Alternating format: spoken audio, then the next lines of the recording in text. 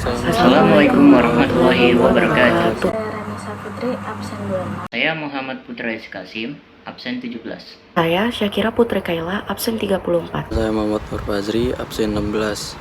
Pada kesempatan kali ini, kami akan mempresentasikan karya tulis ilmiah kami yang berjudul Dampak Kecanduan Merokok Terhadap Kesehatan Remaja. Bab 1.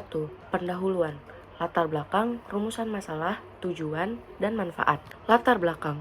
Di Indonesia seringkali kita jumpai masyarakat yang merokok. Kementerian Kesehatan merilis hasil survei global jumlah perokok aktif dalam kurun waktu 10 tahun sebanyak 8,8 juta orang. Merokok banyak sekali memakan korban jiwa. Hampir 5 juta kematian prematur disebabkan oleh rokok. Penghentian kebiasaan merokok sangat sulit karena adanya nikotin pada rokok. Nikotin itulah yang menyebabkan kecanduan. Tidak hanya orang dewasa saja yang merokok. Remaja sekarang pun sudah banyak yang merokok. Alasan pertama kali merokok yang paling dominan dalam remaja adalah memiliki keinginan untuk mencoba, ingin terlihat gagah, faktor lingkungan, dan keluarga.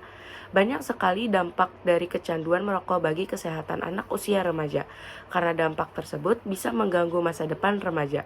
Maka dari itu, kami melakukan penelitian dampak kecanduan merokok terhadap kesehatan remaja. Rumusan masalah. Dalam karya tulis ilmiah kami terdapat 2 rumusan masalah. 1. Apa saja faktor-faktor yang mempengaruhi remaja kecanduan merokok? Kedua, bagaimana cara agar para remaja berhenti merokok? Tujuan dari karya tulis ilmiah kami adalah 1. Untuk mengetahui penyebab remaja kecanduan merokok. Kedua, untuk mengetahui cara mengatasi agar remaja berhenti merokok. Manfaat. 1. Secara teoritis, diharapkan dapat memberikan wawasan dan pengetahuan dalam penelitian selanjutnya.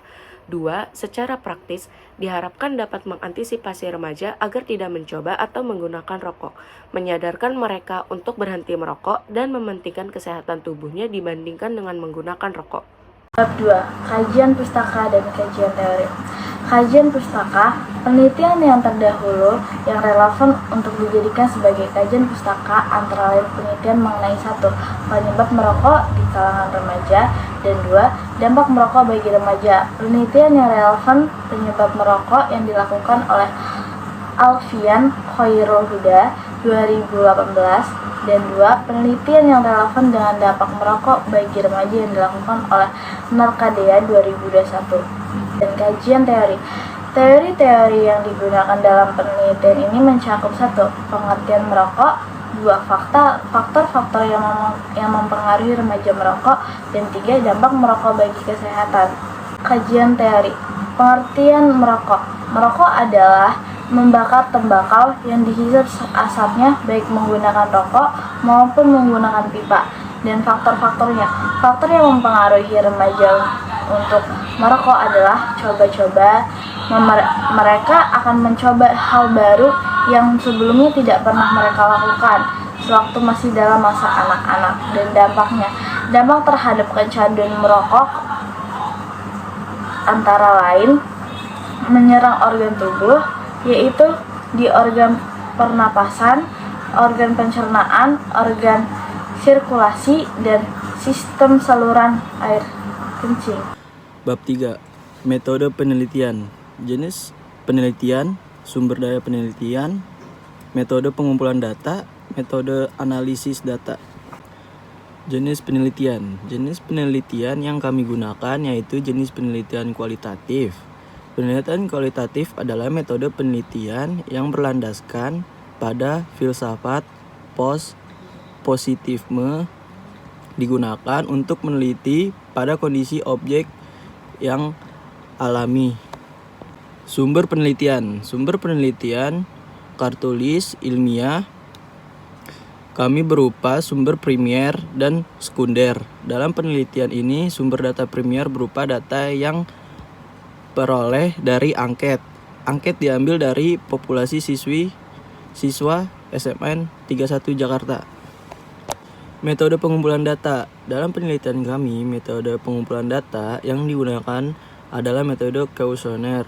Kuesioner adalah teknik pengumpulan data yang dilakukan dengan cara memberi seperangkat tertulis kepada responder untuk dijawabnya. Dapat diberikan secara langsung atau melalui internet. Dengan kuesioner dapat menyimpulkan melalui jumlah koresponden yang menjawab. Yang terakhir, metode analisis data.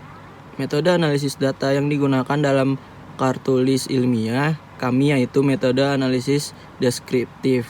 Metode analisis deskriptif itu sendiri adalah statistik yang digunakan untuk menganalisis data dengan cara mendeskripsikan atau menggambarkan data yang telah terkumpul sebagaimana adanya tanpa bermaksud membuat kesimpulan yang berlaku untuk umum atau generalisasi. Bab 4. Pembahasan. Dari pembahasan ini ada yang pertama, apa saja faktor yang mempengaruhi remaja. Yang kedua, bagaimana cara agar remaja berhenti merokok. Yang pertama, apa saja faktor yang mempengaruhi remaja. Faktor yang menyebabkan remaja merokok diantaranya adalah faktor pergaulan, lingkungan, dan keluarga. Berdasarkan kuesioner yang kami buat, kebanyakan dari remaja merokok karena faktor pergaulan dan lingkungan. Yang kedua, bagaimana cara agar remaja berhenti merokok? Cara agar remaja berhenti merokok diantaranya adalah memberikan edukasi tentang akan bahayanya merokok. Hal ini dapat dilakukan di sekolah dengan mengadakan webinar ataupun para guru memberikan informasi tentang akan bahayanya merokok dan juga orang tua memperhatikan pergaulan anaknya. Bab 5. Penutup. Di penutup ini ada simpulan dan juga saran. Kesimpulan. Sebagian remaja sudah mengetahui akan bahaya merokok. Namun sulit bagi mereka yang sudah kecanduan. Zat senyawa nikotin inilah penyebab utama remaja kecanduan merokok. Dampak dari merokok ini banyak sekali, diantaranya adalah mengakibatkan kanker dan juga rusaknya organ dalam tubuh. Asapnya pun juga bahaya bagi di sekitarnya. Dari hasil angket yang kami buat, rata-rata populasi SMA yang 31 yang merokok itu adalah laki-laki. Saran, bagi siswa atau remaja sebaiknya berhenti merokok karena akan merugikan diri sendiri dan juga sekitarnya. Diharapkan juga orang tua agar memberikan larangan keras tentang merokok. Dan bagi pemerintah seharusnya membatasi penjualan rokok bagi mereka yang masih di bawah umur. Dan bagi dinas kesehatan agar memberikan arahan tentang bahaya merokok dan bekerja sama antar sekolah. Demikian presentasi yang dapat kami lakukan. Kurang lebihnya mohon maaf apabila terdapat kekurangan dan kesalahan. Terima kasih. Wassalamualaikum warahmatullahi wabarakatuh.